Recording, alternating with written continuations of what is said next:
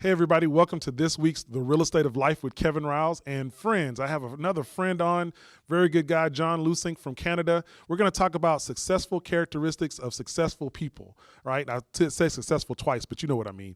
Look, we're talking about motivational March. We've had two really good sessions with Taft Mohair. Now John is going to come in and talk about these characteristics he's seen after managing 2,000 plus agents and business owners. So I can't wait for you to listen to this week. And oh, by the way, next month we're getting back into our technical stuff. So make sure you go back and listen to some of those other podcasts on Know Your Numbers and You Must Have a Why. And the very first podcast where I tell you my story of how I built wealth with real estate. Because remember, 2018 is about building wealth in real estate. That's what I'm here to help you do. So DJ, hit that music, please.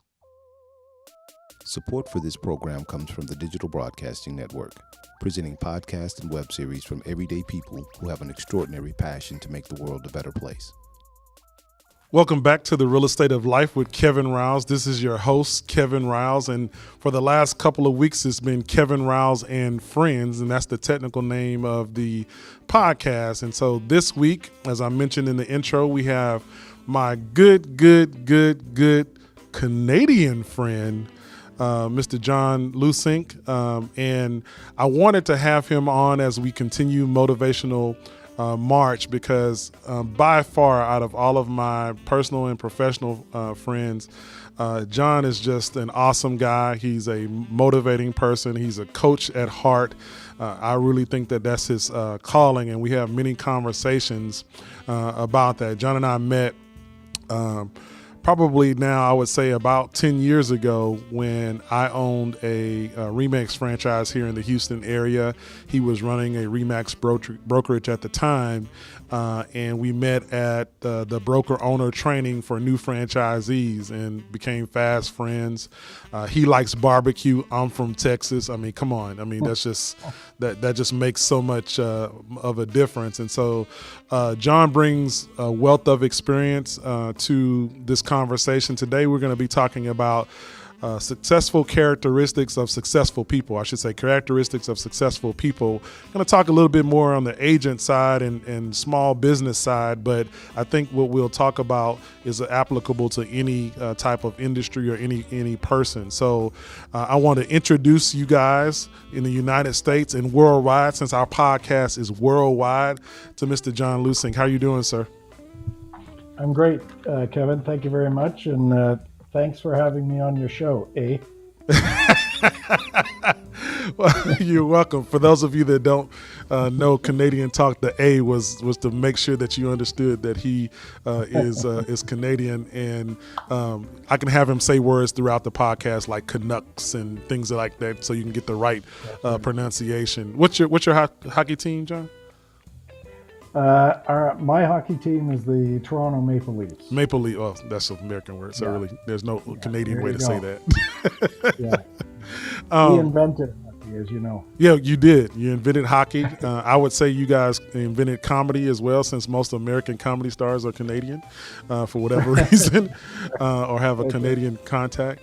So where are you sitting now, as far as other than your multi-secret location, but where do you live and where are you in the Canadian market? So I'm living just north of the Toronto market, about 45 minutes, but my I've actively participated in the Toronto and area commercial and residential market. So and currently I'm acting as a broker of record for an American company, and we actually are in 5 different real estate markets throughout Ontario. So wow. Okay. Got you. Big area to cover. Got you. So, and for those of you that listen to the Real Estate of Life podcast, you know that we sometimes give you directions of how the behind the scenes works. And so Mr. Producer, who again will be revealed at some date in the future on my last podcast, has asked me to ask you, John, to move your camera down just a little bit, because we're seeing the top of your head. You're beautiful. There you go. And so, we want to get the whole silhouette, John. We don't just want your eyeglasses, you know what I'm saying? So I wanted you to know that I actually still had hair. So you zoomed in on it. So for those of you that watch the podcast on our website, channel713.com, and my website, kevinrouse.com, you know that we videotape these. And so we're trying something new today. Mr. Producer is the nerd, the tech nerd in him is just over there, just laid out, smoking a cigarette because he's just having such a good time with this new technology. So we're excited about it. So, John, how long have you been in real estate? This is my 32nd year, Kevin. Wow, my age. No, I'm joking. Go ahead. I started just by way of a short introduction. I came to Canada in 1980 from Holland. Really? I never knew that. Okay. Yeah, my father was Dutch and met my mother in Canada after the war. And then we lived all around the world, but we came back to Canada in 1980. And I went to university for a psychology degree. And in 1985, I didn't have a clue what I was going to do. So someone said, hey, why don't you try commercial real estate? So I ended up in office leasing. And that's what I did for the first 10, 12 years of my life was office leasing and investment sales. Wow. And so in your current roles, or the roles that I've known you've been in management, brokerage, ownership and things. How did you cross over from producing to management, or why did you cross over? Yeah, that's a great question. There are many days when I ask myself that same question. Why did you do it?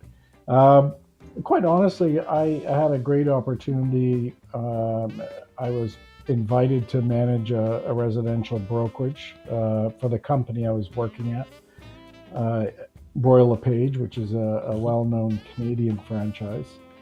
And,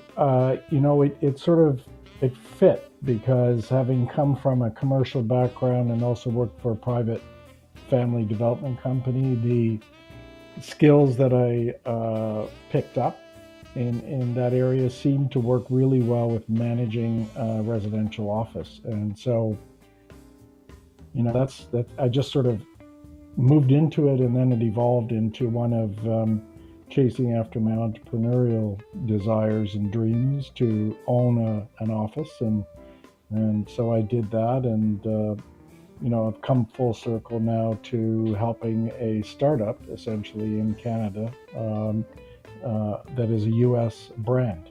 Gotcha. And so over your career, how many agents would you say you've managed / coached, if you had to put a number to it? Approximately. Wow.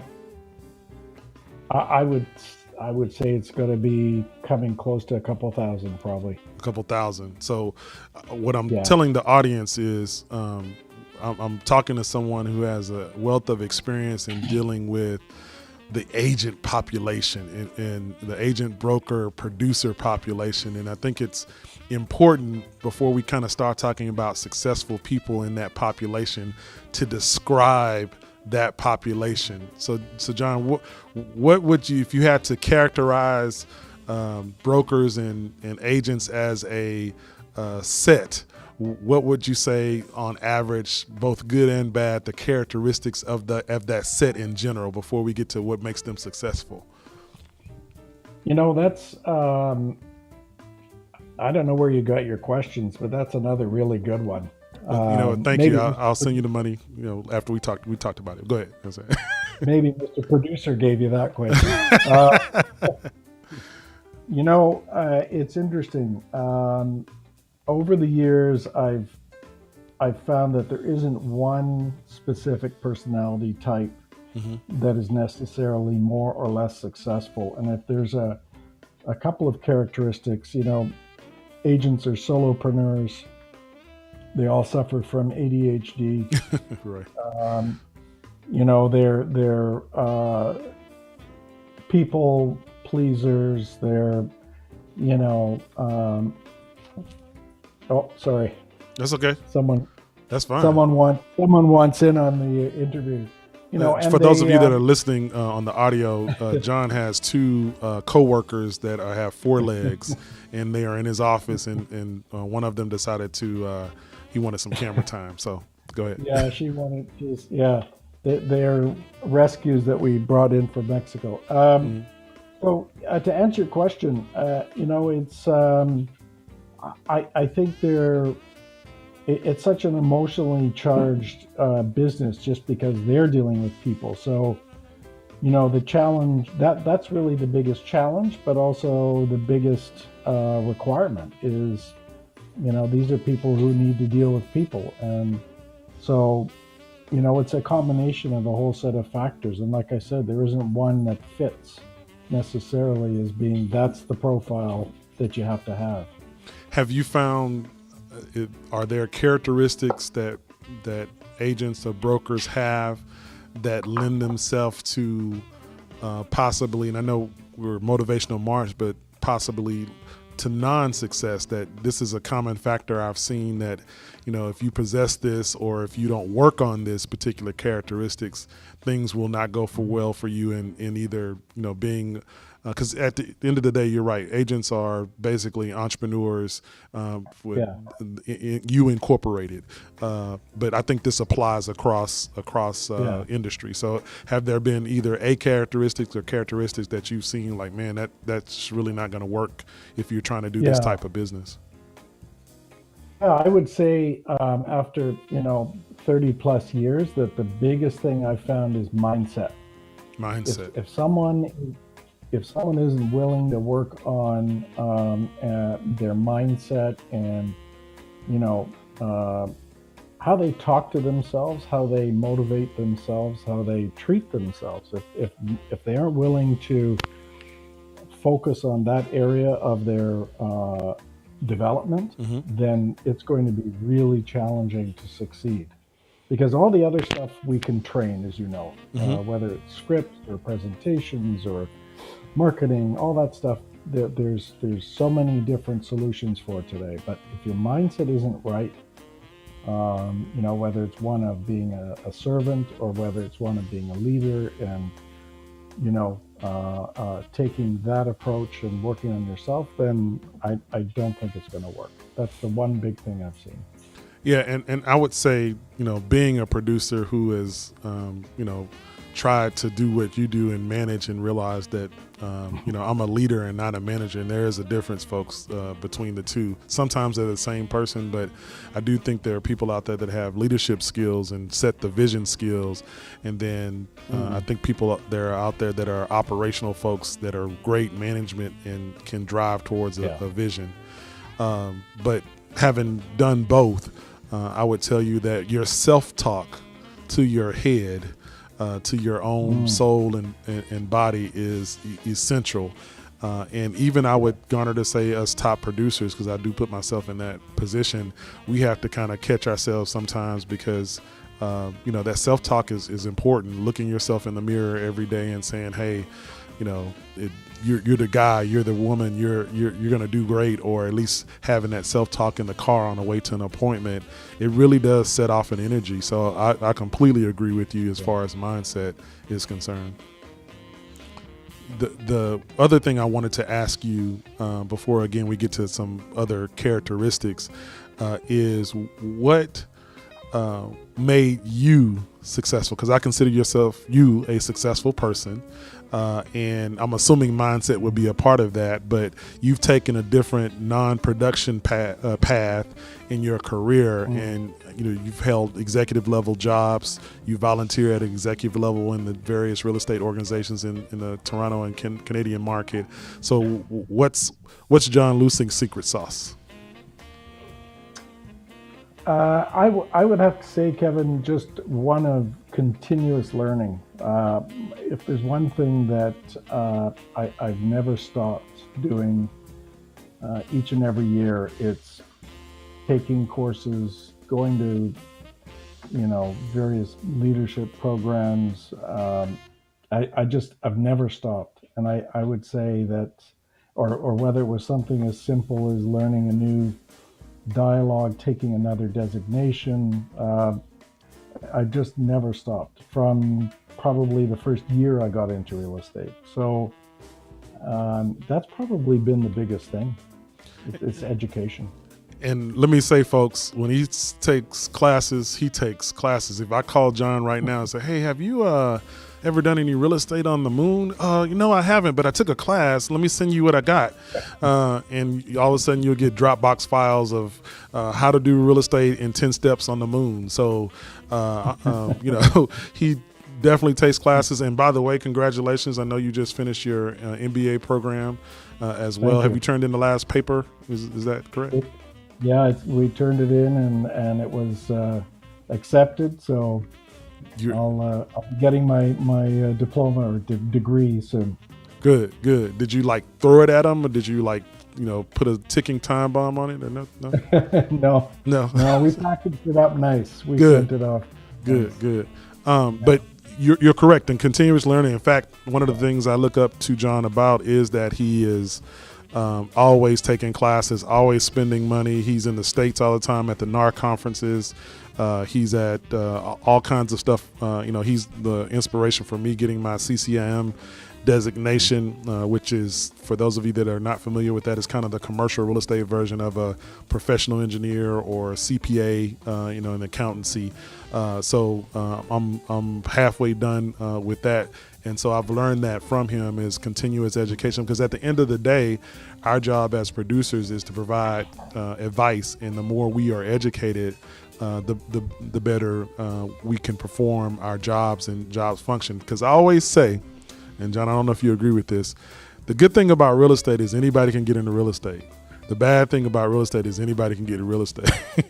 And so, not all of us are created equal, even though we all have the same license. That's true. And I think there's even a running joke that not everybody has a driver's license, but everybody does have a real estate license. Exactly. So we can make you help you make some of the largest financial decisions of your life, but maybe not be able to drive you to the closing. So no, you're absolutely right. So as we talk about you mentoring, coaching, managing, over a couple thousand agents, and we talk about the characteristics in general of those particular agents. What I really wanted to have you on, because you and I have had some of our conversations really could be podcasts over the phone and over Skype. Right. And you and I have had, quite a bit of conversations as to, what makes people successful and what have you seen in top producing agents. And again, I know this will be a little bit agent focused, but for the folks out there that are listening, the characteristics that are required to be a successful agent are the same characteristics it's required to be a successful real estate investor, real estate broker, small business owner, things of that nature. So I think it's important that we kind of try to get in some of those characteristics and steps so people can kind of understand what's going on. So, if you had to, I don't know if we have a specific number, John, but kind of let's talk about what are some themes and characteristics that you see in the successful agents you've coached and mentored and managed over the years. That's a tough one. I would say, one of the biggest things is persistence. Okay. Persistence. And persistence. I'm gonna take notes on camera, by the way, John. So this is learning for me to see if I have some of these. Go ahead. Yeah. No, the persistence. I mean, as you know, in the first year, 2, 3, it probably the toughest, and certainly here in the Toronto Real Estate Board. I was saying that in the first 2 or 3 years you don't have any money, you're broke. Go ahead. Oh yeah. Well, here our stats are that about 76% of realtors exit the business within the first 3 years. So, if you have the ability to persist and have that mental toughness, I think it was. I'm sure you've heard of Barbara Corcoran, who built a successful real estate business. Lady. Yeah, in New York. I mean, I remember her saying that what she looked for whenever she interviewed prospective agents was, getting an idea or an indication of how many times they would get up after being knocked down. And so that's why I say persistence, because they're going to lose deals. They're going to have friends and family buy from other realtors. They're going to run into all sorts of knockout punches, really. And yet, if they can still get back up and just go back at it again, they'll push through and succeed. But there's a lot of them that can't, and that's why I say that mindset, that persistence is so important. So let me ask you this: in your management and coaching career, is there a way, in your opinion, to build your persistence muscle? In other words, let's say you're not the most persistent person. Is there a way to that you think to build that muscle? No question. And for you're speaking to someone who probably for the longest time wouldn't believe in what I used to call the foo fa world of affirmations and gotcha. self-talk. Okay. But I'm going to tell you now that, and you just used a really important phrase there, exercising that muscle. And that's what it is. Whether it's affirmations every day, whether it's spiritual guidance, whether it's accountability with a coach who can say, hey, you know what, just get back up on that horse. Let's get back into some positive language. It's another way of looking at it is, do you want to talk to yourself as the victim or the victor? So stay above the line. And, that's the key. But it does take practice. It's exercising a muscle that we're not used to working with. I completely and totally agree with you. And as of October of this year, I will have been in real estate, licensed in real estate for 20 years, exactly 20 years. And when you're in this business for that long, at the level that I've been in it at, that muscle is a muscle that you build up, things get good. And just like when you work out and you lose weight and I say, hey, I'm starting to look good, I'm going to stop working out, and then you get fat again. The persistence muscle works the exact same way. I'm persistent. I'm going to do it. Okay, things are good. Oh, I'm good. Oh, crap, things are bad. Oh my God, everything's going to go to hell in a handbasket. And then you have to start building it up again. So being persistent about building the persistent muscle is a skill in and of itself as well, John. No question. Yeah, for sure. And so persistence is one. What's another characteristic you think that you've seen that some of your top guys have and gals have had over time? Well, there's a couple more. So one of the I would say that the next really important ones is not to overthink the process, but just have the ability to just talk to people in such a way as to build relationships. So, if you're one of those people who likes to hide behind a computer screen and hope that Facebook or Gmail or whatever is going to make your connections, then you're sadly mistaken. And again, it's come full circle for me. I just recruited one of my former top producers, and one of the things she said is that over 5 years I was the only one who worked on maintaining and improving, in fact, a relationship. Just keeping in touch and connecting and connecting without the purpose of any end in sight, more just as an individual out of respect.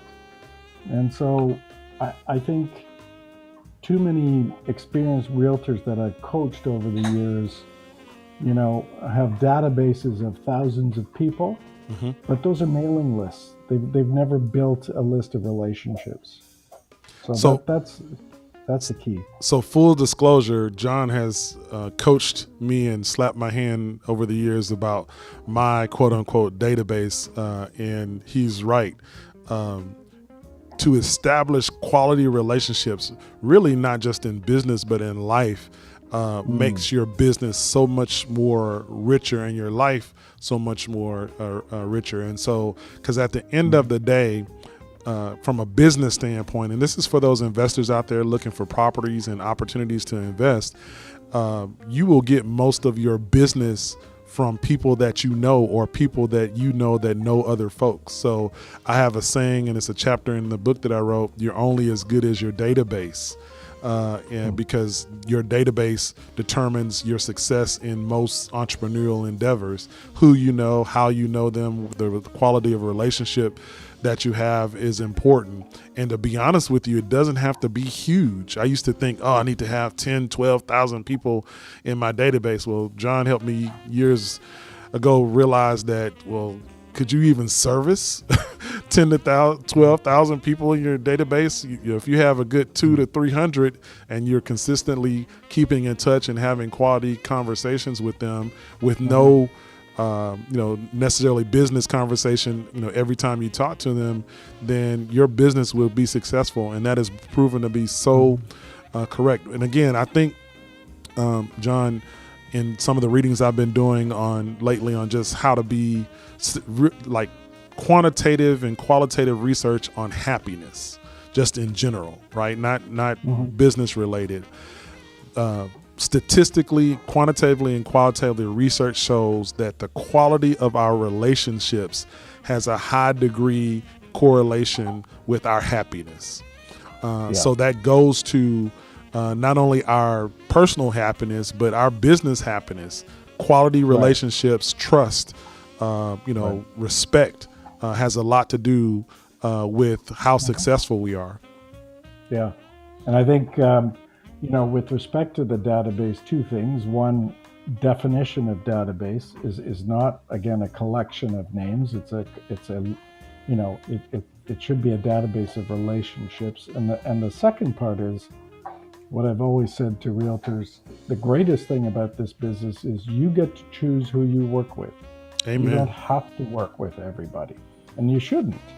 You owe them that respect, because there are people you probably can't assist. So you should be in a position, out of just your ethics and morals, to say, I can't help you, but I know Kevin Wiles in Houston. He can help you because he's an expert on multifamily real estate. That's who you should work with. So, that's an important so hard. Part of it. It's so hard, John, because you said something at the very beginning that a general characteristics of most agents and most people are people pleasers.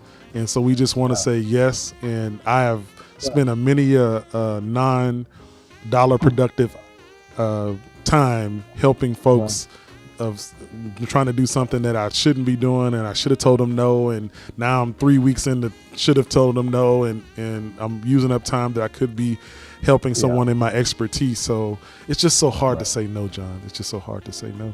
It is. It's the most powerful word, but it's so hard to say no. And to this day, I have to remind myself, because I think saying no is being rude, but you're saying it's being respectful. It is. And if you ask every one of my 4 children, what's one of Dad's number one lessons, they're going to say to you, just say no. Got you. And they have to learn sometimes the hard way too, that, they're sometimes the best thing you can do an employee, for example, is just say no. You know? So no different. So it's just something that we aren't typically conditioned to do in this business. One of the things that I believe, are characteristics of top producing agents. If you take a DISC profile of most top producing agents, because I've seen this research out of Baylor University, most of them are high Ds and high Is, or both. Right. Which basically, for those of you that are not familiar with DISC, is a personality assessment, and the D is for dominance and the I is for influence or people. And so I'm a very high I. In fact, I scored 99 out of 100 on the I, and about a 75 out of 100 on a D. And so one of the things of a high I is we like to be liked. We like to be endeared. We like attention. We like awards. And so when we say no, we're fearful that won't happen. And so, it's just important for us to kind of remember that. So you said, I just wanted kind of people to kind of give that personal testimony. So you said that there was possibly one more characteristic you would say if you had to kind of generalize. Yeah, I would say that one of the other things that I realized, again, after, being around for a long time, is that the really, really successful people already had a vision in their mind of where they were going to be with their business. And, they could really clearly articulate their vision for their business, where they saw themselves in real estate, whether it was in a year, 10 years, 5 years. And those are the people that I found over the years were probably the most successful. So, and as we come to a close of our session here, John, if you were trying to help someone determine that vision, are there any activities or questions you would ask them to kind of help them, for those of say, I kind of know what I want to do and where I want to be, but I don't know how to articulate it. So are there some exercises or something that you could help them with? Well, one of the best things I think you can do is for example, pick up Simon Sinek's book on what's your why. What's your why? If you can figure out what your why is, and because again, if you interview salespeople getting into real estate, they usually start by saying, well, I love houses and I love people. Right. Exactly. And that's not why they're doing it. You've got to get at the heart of what is it really about. And so there's lots of great questions that Sinek takes you through in his book, What's Your Why? In fact, I was just rereading it, trying to, again, at this age of 56, figure it out for myself once again. And, it's an exercise that it's worth doing once a year, just to reconnect with what it is, as you talked about in your soul, that, is compelling you to want to do this. Yeah, I could do a whole podcast series on passion, what's your why, what's your purpose, and I'm going to have you back to talk about that because you and I have had significant long conversations over wine and cheese over Skype, talking about passion. I didn't know you were eating cheese. Yeah, well, I wasn't eating cheese, but I might have been drinking wine. How about that? Or other stuff. So hey, people always mess with me and say you're a reverend, you're licensed. I say, what was Jesus' first miracle? It was turn water to wine. So I think I'm good. Well, John, I'm good with that. Go ahead. No, that's good. Yeah, I like that. Absolutely. So, John, we have about a 30 to 40 minute podcast, and you and I can talk for hours. So, I wanted to leave with two things. One, just some summary comments as to your thoughts on successful people that we might not have talked about and things that they need to know. And then two, I want you to tell people how to get in touch with you if they're looking to extend this conversation or looking for coaching and things of that nature. Well, thanks, Kevin. I think really the closing thought I have, and I was just on a webinar prior to this one with the chairman of the company I'm working for, and he made a comment there. He said something to the effect that his coach was just working with him on agile practices for the company. And so I want to emphasize that it doesn't matter where you're at, whether you're top producer Kevin Wiles, whether you're chairman of the company of EXP Glenn Sanford, a coach is something that everybody, they want. They're coaching too. You now. Go ahead. But having a coach or an accountability partner or being in a mastermind group, or I would say find something that you can connect with and have someone who can help you with that, because that's just so vital. And then lastly, anybody's welcome to get a hold of me at John Lusink, that's Lusink @gmail.com, or get in touch with my good friend Kevin Riles. He knows where to find me, but I'm happy to help and love to share my stuff. So I'm here to help anybody who's looking for it. And for all of you out there watching the video or listening, he has accountability dogs in the background. So they're telling him it's time to wrap up. You told us 30 minutes and it's been over 30 minutes. So no, see, I told you. So with that being said, John, man, I really appreciate it. You know, I love you like a brother. I appreciate you being here on my podcast. This won't be the last episode that we're on. I want to continue this discussion. I want people to hear the deep conversations we have when we just are calling to check on each other, from spirituality to happiness to production and things of that nature. So it's an honor for me to have you on the podcast. It was my honor and pleasure. Anytime. Right. Sure. Hey, so guys, again, Motivational March, we have been talking about happiness. Today we talked about the characteristics of successful people. I cannot wait to have this last podcast of the month, and then in April we'll get into some more technical topics. So thank you again for watching, for listening, for spreading the word about the real estate of life with Kevin Riles. I'll see you next week. Hey, thanks for listening as always. Do you have questions about any of the topics I'm talking about? If you have questions, let me know. Email me at kevin@kevinriles.com. Again, that's kevin@kevinriles.com. I'm going to do a podcast just on the questions that you guys are sending me. So feel free to send them to me. Again, that's kevin@kevinriles.com.